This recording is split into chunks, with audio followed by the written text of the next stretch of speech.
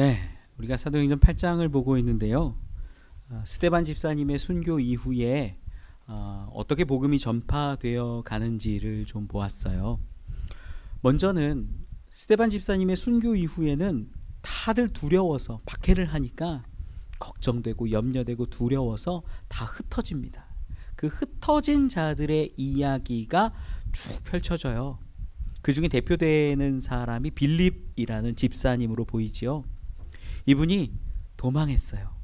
예루살렘에 있다가 유대에 있다가 도망하는 길 가운데 사마리아 마을 고을을 들어가면서 거기에서 복음을 증거하기 시작합니다. 마음이 바뀌었어요. 성령께서 어떤 마음을 주셨는지 그가 처음에는 두려워서 도망했는데 흩어졌는데 그들을 통하여서 복음을 증거하게 하십니다. 사마리아 한 성에 들어가서는 예수 그리스도 그 이름과 하나님 나라에 대해서 쭉 설명할 때 그 성의 기쁨이 충만하여지고 아름다운 열매들도 맺혀졌는데 귀신이 떠나가기도 하고 중풍병자나 못 걷는 자들이 걷는 그런 일들도 벌어졌지요.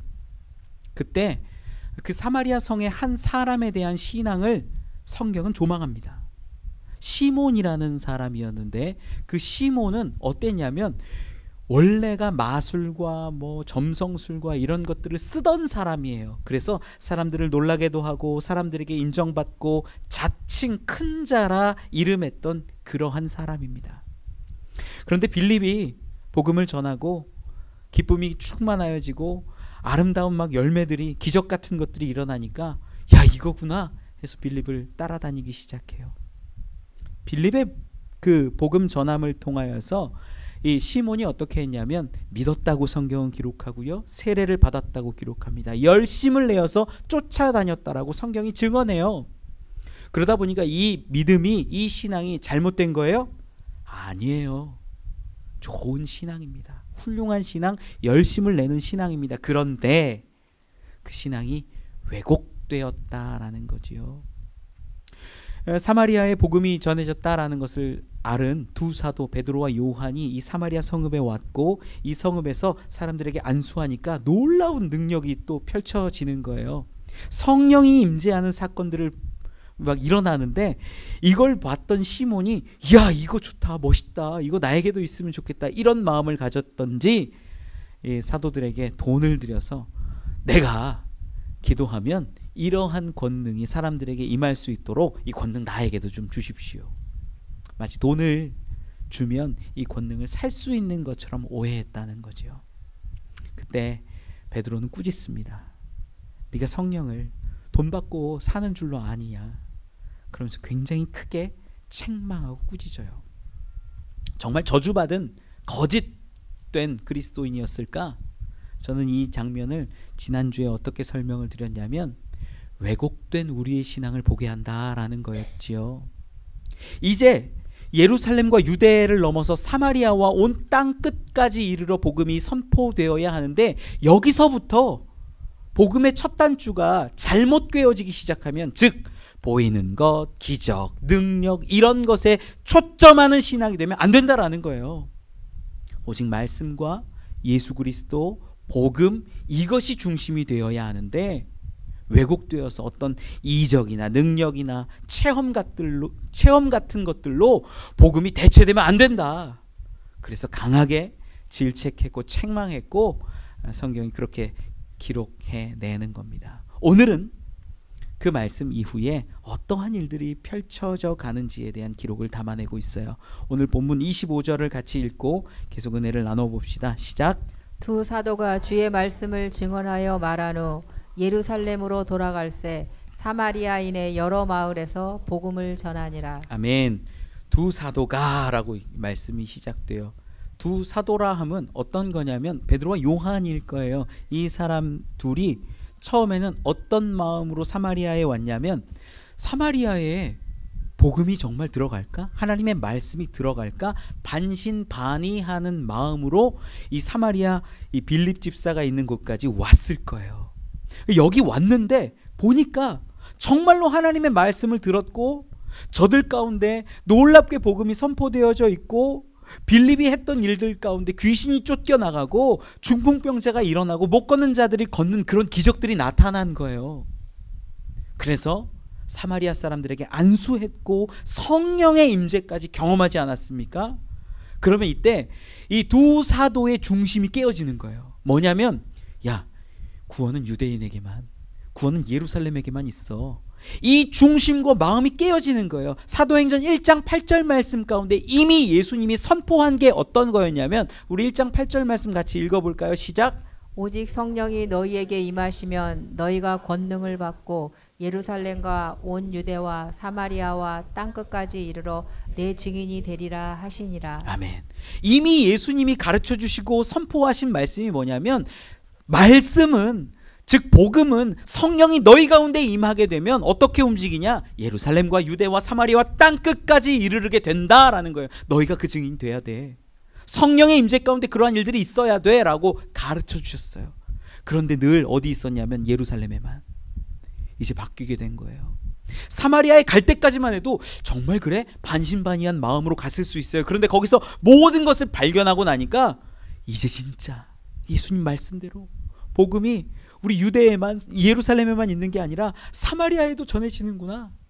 그러니까 돌아가는 길 가운데 사마리아의 곳곳마다, 마을마다 사람들에게 복음을 증언하기 시작했다라는 거예요. 놀라운 이야기죠. 복음이 이제는 어떻게 될까요? 더 충만하여져서 다른 나라와 민족과 땅 끝까지 이르러 충만하게 되어감을 우리가 보게 될 거예요. 그 이야기가 본문 빌립의 말씀 가운데 나타납니다.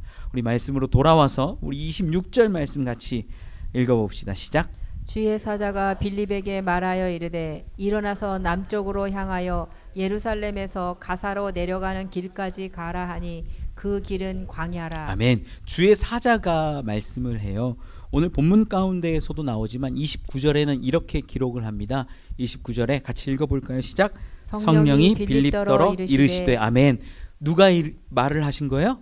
성령이. 그래서 우리 본문 가운데 26절의 주의 사자도 누구로 보이냐면 성령으로 충분히 볼 수 있지요. 성령이 빌립에게 얘기하시는 거예요. 야, 남쪽으로 가. 남쪽으로 가. 26절을 다시 한번 보면 남쪽으로 향하여 예루살렘에서 가사로 내려가는 길까지 가래요. 자, 어디에서 어디로 가는 길까지요? 예루살렘에서 가사로 가는 길까지 가래요. 여기가 어딜까요? 성경은 보충 설명하고 있어요. 그 길은 광야라. 어디를 갔다는 거예요? 광야를 갔다는 거예요. 자, 지금 원래 사마리아라는 성읍은요, 예루살렘보다 북쪽에 있어요. 그 지도 한번 띄워 주실까요? 지도. 네. 그림을 보면 조금 잘 안 보이시죠? 그림. 근데 저기 오른쪽 벽으로 쭉 붙어가지고 빨간 그림이 있는데 위쪽에 보면 거기가 제가 글씨를 하나 써놨어요. 사마리아. 보이세요, 여러분? 좀 작아요. 죄송해요. 다음엔 더 크게 준비를 해볼게요. 그러니까 사마리아 지경이 아래, 자, 빨간 선을 따라서 내려와 보면 오른쪽 끝에서 쭉 내려와 보면 빨간 글씨로 예루살렘 써 있는 거 보이세요? 예루살렘보다 북쪽에 있어요, 사마리아가. 이해 가시죠? 예수님도 여기 왔다 갔다 하셨거든요. 그러니까 사마리아가 예루살렘의 훨씬 위쪽에 있는데 여기에서 예루살렘까지 가고 예루살렘에서 어디까지 가라고 하냐면 가사라는 곳까지 이르는 길, 거길 가래요. 거기가 광야래요. 자, 지도에 보면 맨 왼쪽 하단에 가사라고 제가 이렇게 써놨어요. 보이세요, 여러분? 가사 지역. 지금은 여기가 가자 지구라고 하는 불리우는 거기에요. 여기가 어떤 데냐면 여기가 이제 마지막 어떤 도시 같은 데예요. 여기를 통해서 애굽으로 가는 관문 같은 곳이에요. 그러니까 이 가사 지역은 광야이기도 하고 이제 척박한 마지막 도시 같은 곳이에요. 예루살렘에서 점점 넘어서 이 가사에 이르는 길, 즉 광야까지 가라고 말씀을 하시는 거예요. 엄청 많이 갔죠. 이스라엘 전체 지도를 봤을 때는요, 위쪽에 있는 사마리아에서 맨 아래에 있는 가사에 이르는 그곳 광야까지 이르렀다는 것을 우리는 알게 돼요. 본문 가운데요, 우리가 사도행전 8장 40절을 보면요, 이 빌립 집사님의 여정이 다 기록이 돼요. 40절 말씀 같이 한번 읽어볼까요? 시작. 빌립은 아소도에 나타나 여러 성을 지나다니며 복음을 전하고 가이사랴에 이르니라. 아멘. 지금 우리가 읽었던 26절로부터 40절까지가 빌립 집사님의 행적을 기록하고 있는데 마지막 목적지가 어디에 이르게 됐냐면 가이사랴라는 곳에 이르게 됐음을 확인을 해요. 다시 지도를 보면 그러니까 사마리아에서 쭉 내려와서 예루살렘을 거쳐서 가사에 이르는 어떤 길 광야까지 왔다가 조금 위에 올라가 보면 아소도라고 제가 써놓은 거 보이세요? 아소도가 있고요. 옛날 구약 이름으로는 여기가 아스돗입니다. 아스돗. 들어본 것 같지요? 거기에서 맨 위로 올라와 보세요. 저 끝에 거기가 가이사랴예요. 자, 그러면 여기서 알게 돼요. 사마리아에서 가이사랴를 가려면 여러분 어디로 가는 게 빨라요? 위로 가면 빠르죠. 직선 거리로 50km면 충분히 간다고 합니다. 그런데 삥 아래로 내려와요. 거의 이스라엘을 거의 한 바퀴 도는 것처럼 맨 아래까지 내려왔다가 아소도 지역 지중해 연안 쪽에 있어요. 여기 왔다가 맨 위에 있는 가이사랴까지 올라가요. 대략 뭐 저도 사실 지도가 정확하게 없어가지고 대략 추산해봤는데 200km에서 300km 정도 걸었던 것으로 여겨져요. 그런데 재미난 건 26절에서 40절까지 복음 전하기도 하고 뭐 아소도에서 예수 그리스도를 선포하기도 했을 텐데 만난 사람에 대해서 기록된 건 딱 한 명밖에 없어요. 본문 가운데 나오는 에디오피아 여왕 간다게의 모든 국고를 맡은 내시. 어렵죠? 수식하는 게 많아요. 이 내시, 쉽게 말하면 내시잖아요. 내시를 만난 것 외에는 성경이 기록하지 않아요. 그러면 우리가 여기서 정확히 볼 수 있어요. 빌립이 사마리아에서 시작해서 맨 아래 남단까지 갔다가 더 사마리아보다 북쪽인 가이사랴까지 가는데 300km를 걸어서 누구 한 명 만난 거예요? 내시. 여러분 같으면 알 수도 없고 누군지도 모르고 만날지 못 만날지도 모르는 누구를 위해서 걸어가라고 하면 걸어가시겠습니까?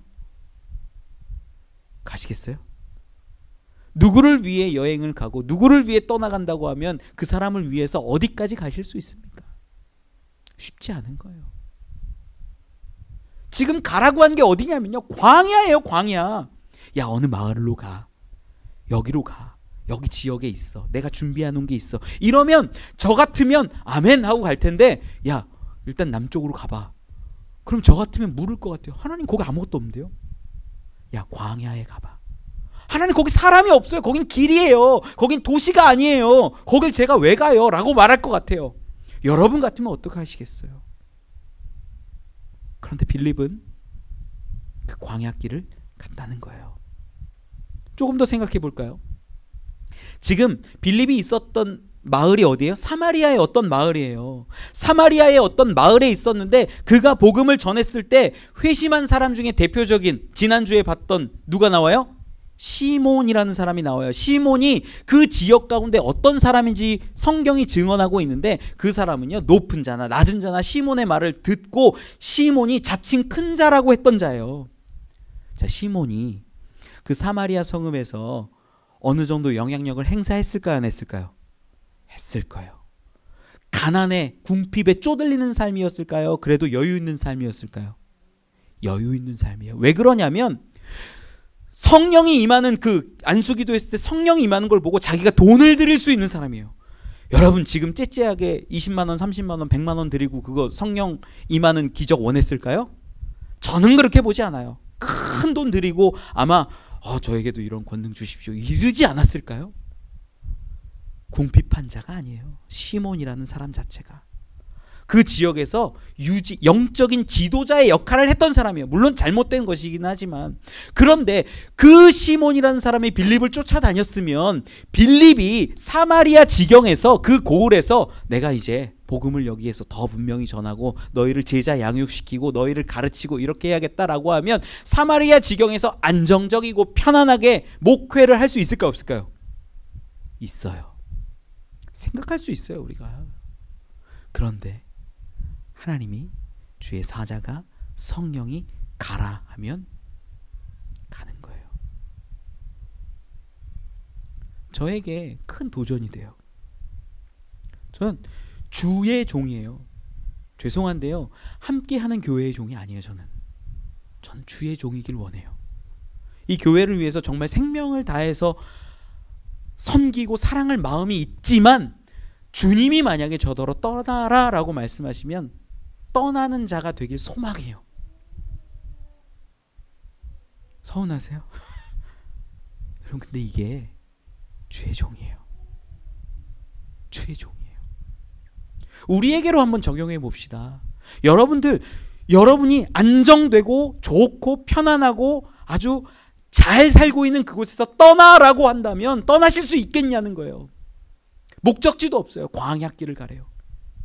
갈 수 있냐는 거예요. 대부분이 갈 수 없어요. 그런데 빌립은 떠나요. 빌립은 나가요. 성령의 인도하심 가운데 나갈 수 있는 자가 되었어요. 그래서 오늘 본문 가운데요, 이 에디오피아의 이 내시를 만나는 게 놀라운 성령의 역사이고 놀라운 성령의 이끄심이라는 것을 우리는 확인하는 거예요. 이 성령의 이끄심을 통하여서 그가 말씀을 순종하여 끝까지 내려갔을 때 그 가사에 이르는 그 길 가운데서 한 사람을 만나요. 이 한 사람밖에 성경이 기록되지 않아요. 40절까지. 뭘 얘기하는 걸까요? 한 영혼이 천하보다 귀하다라는 하나님의 마음과 중심이 담겨 있음을 저는 믿습니다. 우리 어떻게 세상 바라보고 어떤 한 사람 한 사람에게 복음을 증거하며 살아갑니까? 가만히 생각해 보세요. 예수님은요, 99마리 양을 두고 잃어버린 그 한 마리 양을 찾아서 떠나고 나아가시는 분이라고 말씀하시는데, 우리는요, 복음, 전도, 한 생명, 한 심령을 위해서 나아가는 것 안 할 때가 너무나 많다라는 거예요. 왜? 순종하지 않으니까. 하나님의 뜻이, 하나님의 마음이 우리 가운데 분명히 임하는데도 불구하고 순종하지 않으니까 우리 가운데 놀라운 기적과 능력이 일어나지 않는 거예요. 여러분, 한 사람을 향하여 성령은 가라 하시는 거예요. 한 사람을 향하여, 한 그 갈급해하는 누군가를 향하여 한 사람을 보내시는 거예요. 그 행로가 300km가 되는 거예요. 우리 전도하려고 200km 걸어보신 분 계세요? 저도 못해요. 그리고 너무 창피한 거예요, 그게. 빌립은 그 여정을 걸어가면서 하나님의 뜻에 순종하고 나아가지 않습니까? 우리 한국 교회가 힘을 잃어버리고 능력이 사라져버린 건요, 하나님의 뜻에 성령의 인도하심에 순종하지 않아서인 것 같아요. 우리 하나님의 뜻에 순종하는 분이 되시기를 원합니다. 그때 하나님이 예비한 누군가를 만나게 하시고 그 한 영혼을 통하여서 또 더 큰 일도 이루어 내실 것을 저는 믿습니다. 복음이 증거되는 모든 과정을 우리가 사도행전을 보고 있는데요, 이제 베드로 이야기 끝나면은 바울 얘기가 나와요. 그 바울한 사람을 통하여 온 세계가 복음화되는 것들을 우리가 확인하게 돼요. 놀라운 이야기들이죠.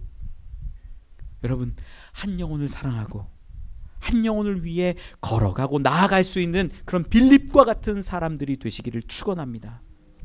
하나님이 우리에게 감동 주시는데 우리 노래하잖아요.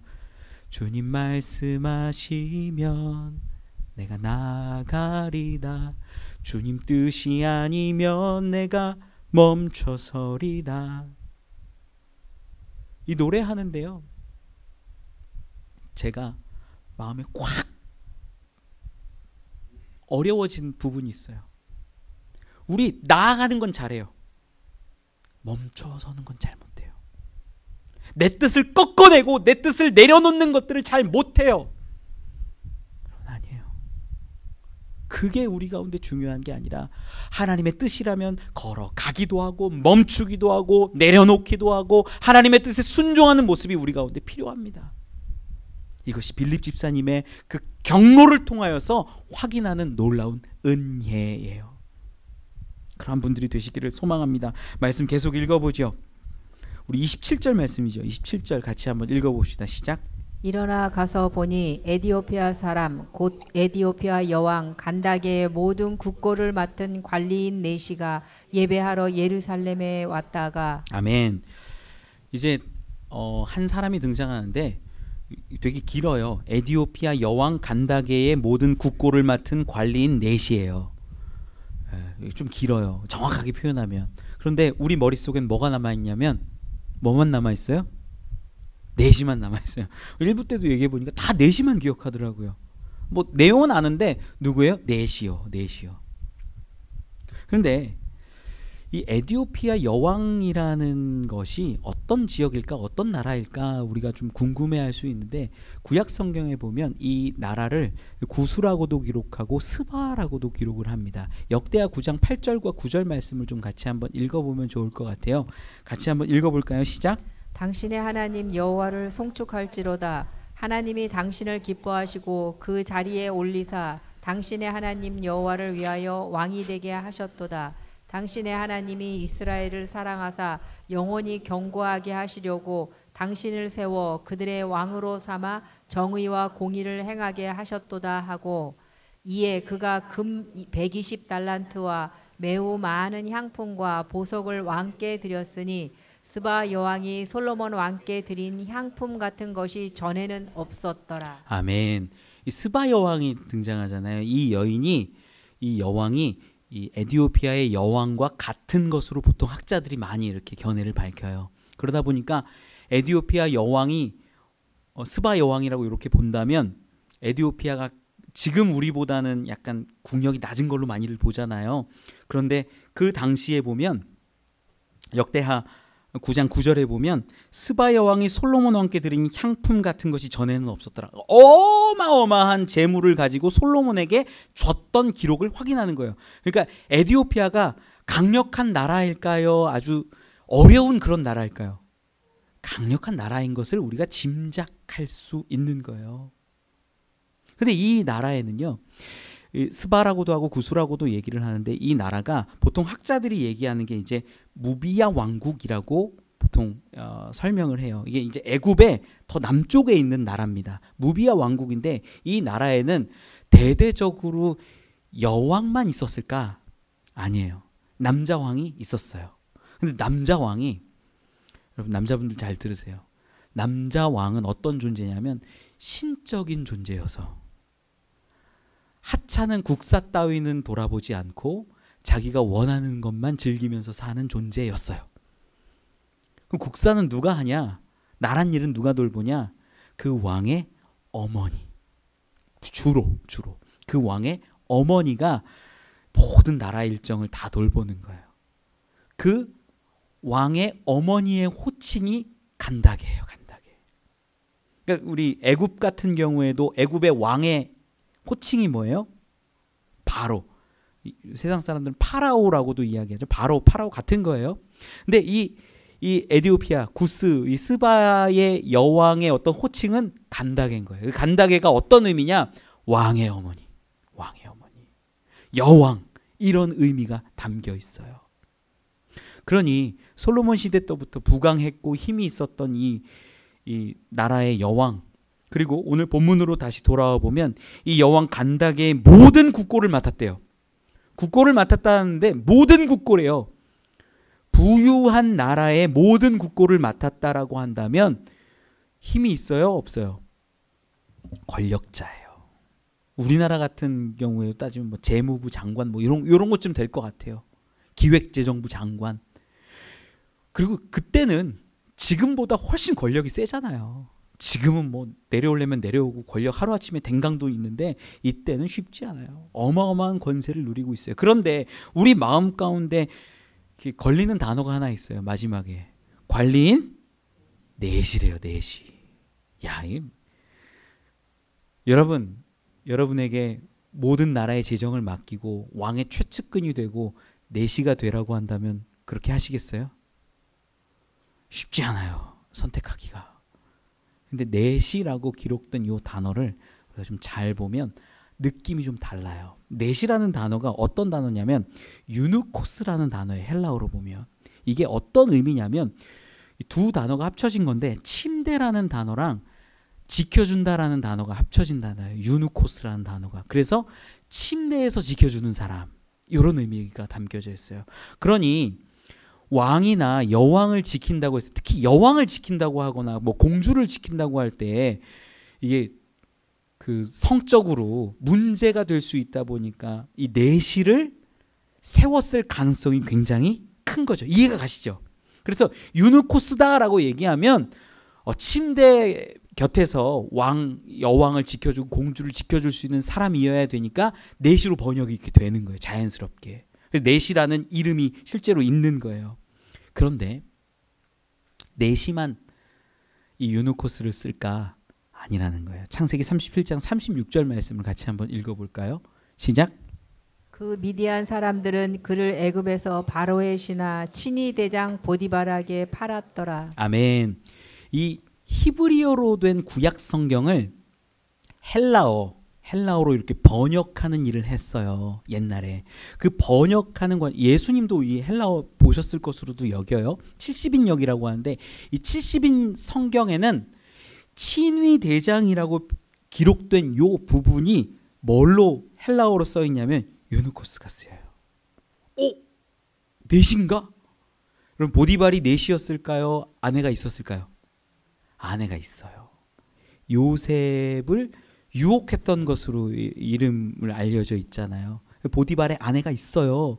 그러니까 지금 유누코스라는 이 넷이라는 단어가 두 가지로 쓰이는데 넷이도 가능하고 그 왕이나 여왕이나 최측근에 있는 친위 대장도 가능한 거예요. 여러분 이해가 가세요?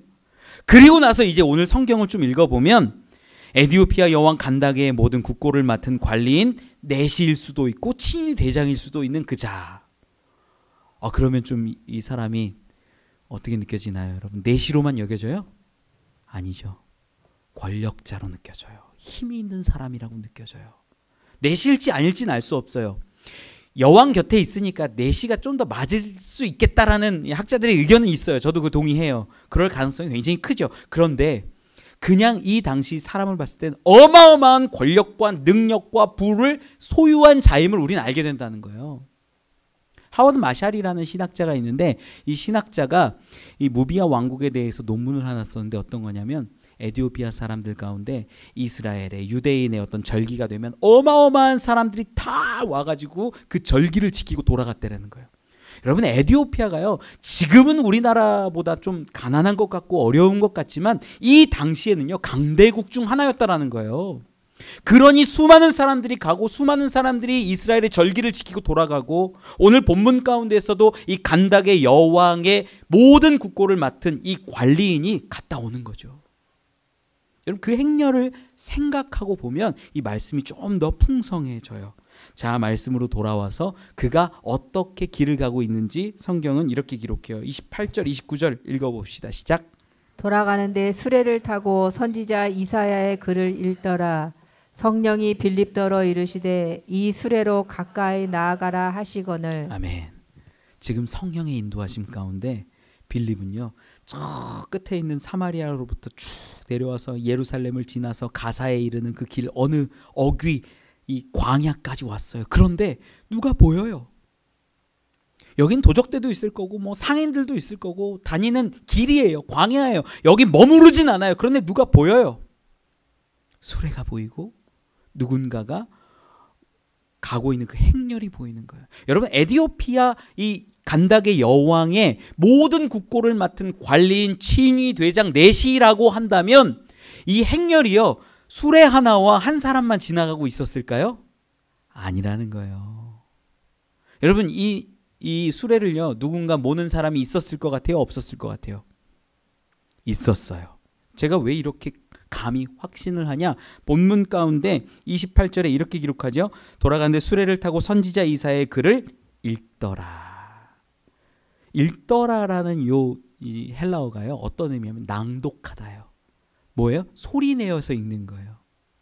소리내어서 읽는데 이 당시 성경은요 우리 이런 성경 아니에요. 두루마리예요. 두루마리.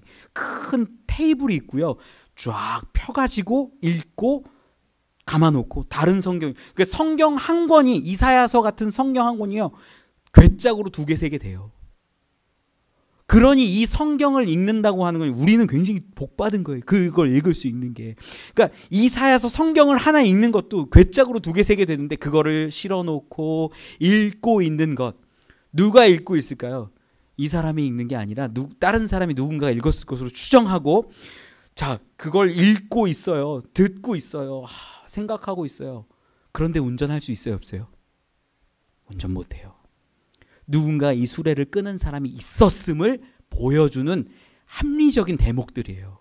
그러니 부도 있죠. 능력도 있죠. 권세도 있지요. 이 수레를 타고 가고 있죠. 아마 거기에는 이 수레를 모는 사람도 있고 이 성경을 읽어주는 사람도 있고 이 행렬 가운데 수행원들이 쭉 있고 양옆에는 아마 경호원들 이런 사람들도 분명히 서 있었을 것으로 보여요.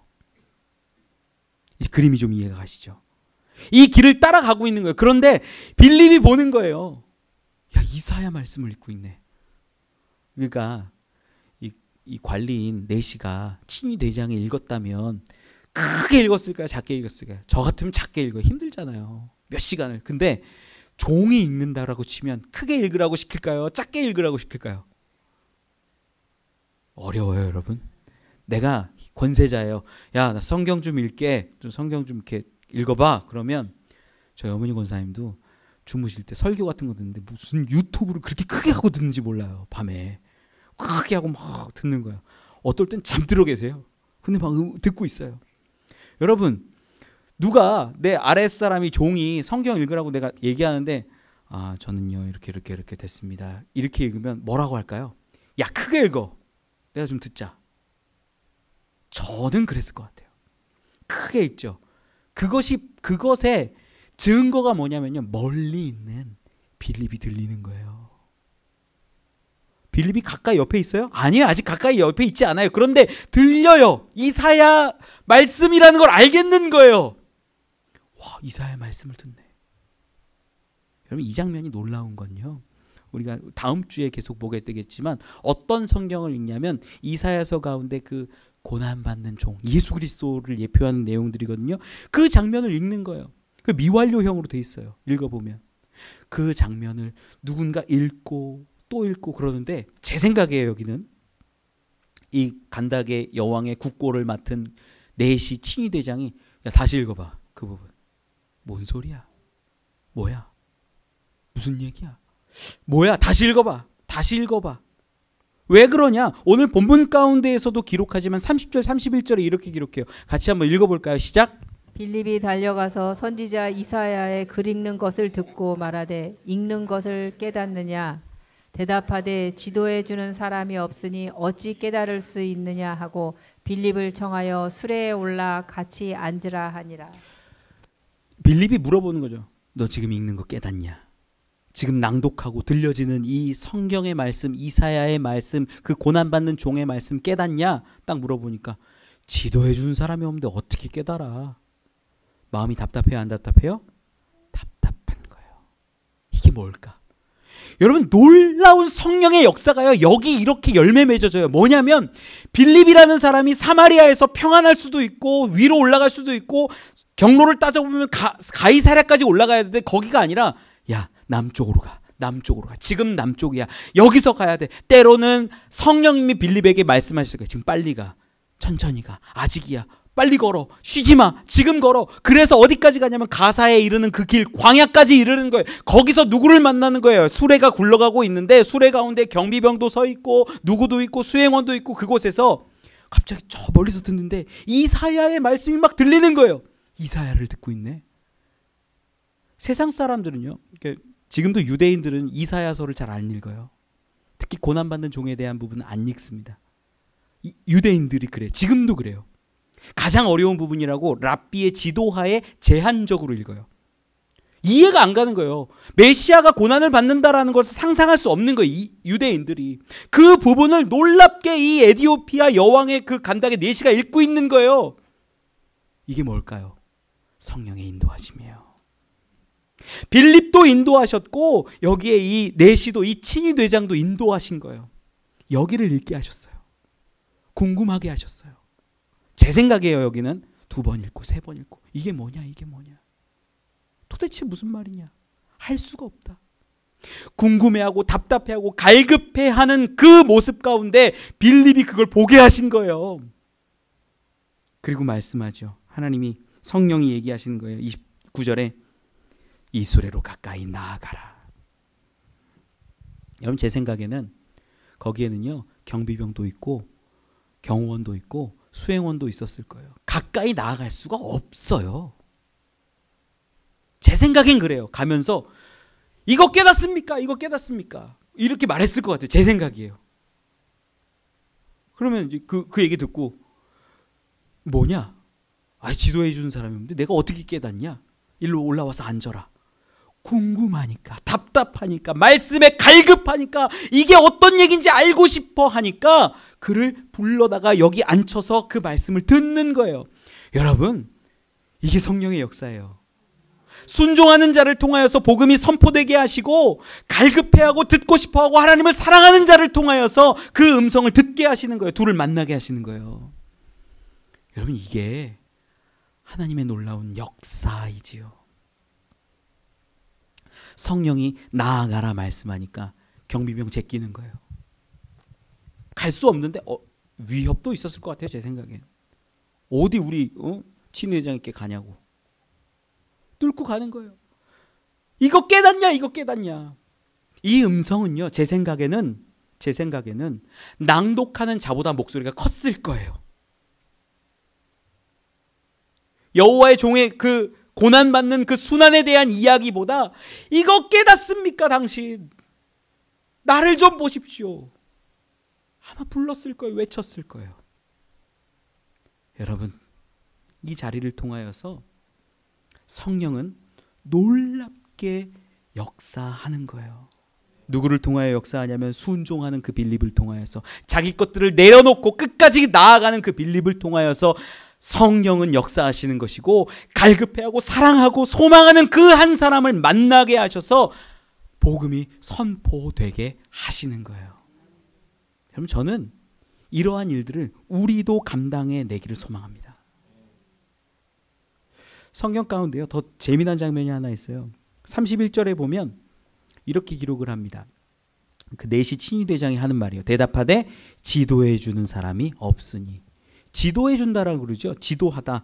이게 호데게세이라는 헬라어를 쓰는데 이게 전문 용어예요. 전문 용어. 어떤 거냐면 지도해 주다, 인도해 주다, 가이드하다, 옆에서 지켜 주다, 설명해 주다는 전문 교사에 대한 단어예요. 나를 제대로 이렇게 알게 해 주고 깨닫게 해 주는 사람이 없는데 내가 이걸 깨달을 수가 있겠냐? 나는 그저 하나님 사랑하고 사모하고 내가 이 절기 지키러 왔다 갔다 하고 그렇게는 하는데 제대로 알려주는 사람이 없으니 내가 깨달을 수가 없다. 그런 선생님이 없다. 그런 의미겠죠. 여러분, 우리에게 인도자 되시는 분, 지도자 되시는 분이 누구예요? 성령님이에요. 요한복음 16장 13절 말씀 같이 한번 읽어보죠. 16장 13절 시작. 그러나 진리의 성령이 오시면 그가 너희를 모든 진리 가운데로 인도하시리니. 아멘. 인도하시는 성령님.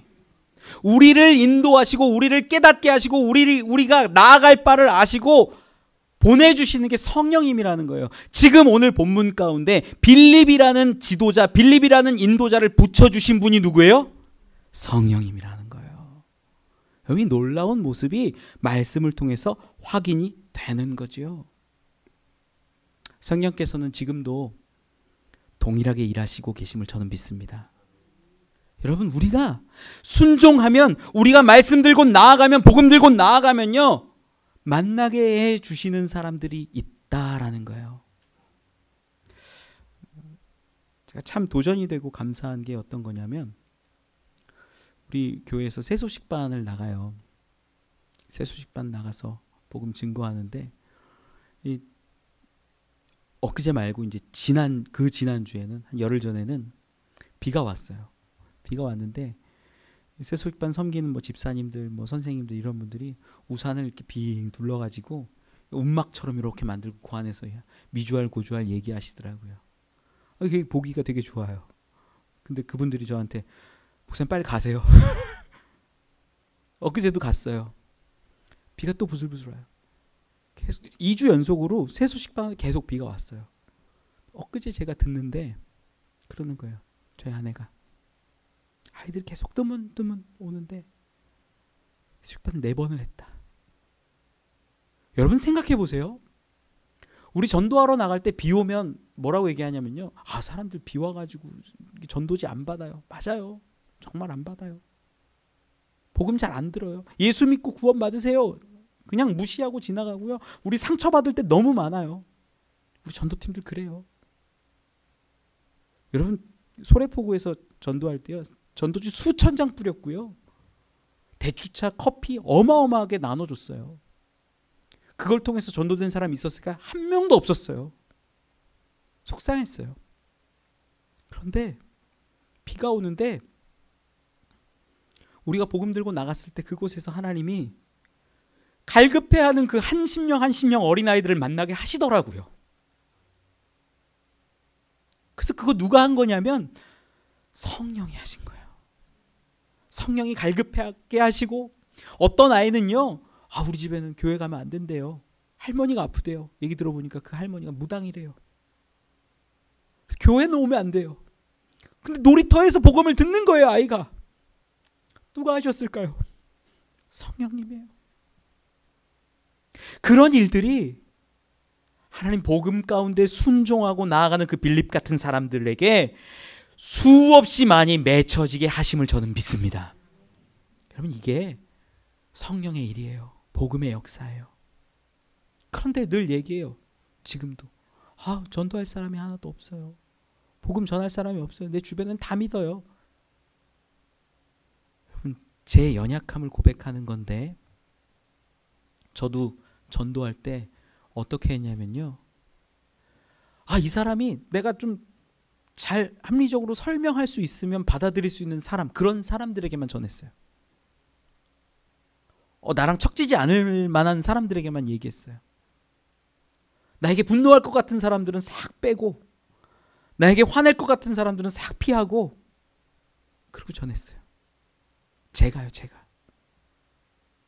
그런데 빌립의 여정을 보니까 사마리아 모든 유대인들이 상종하지 않는 그들 가운데 나아가서 복음을 증거하더라라는 거예요. 외국인이 복음을 듣는 게 말이 안 돼요. 이 당시에는.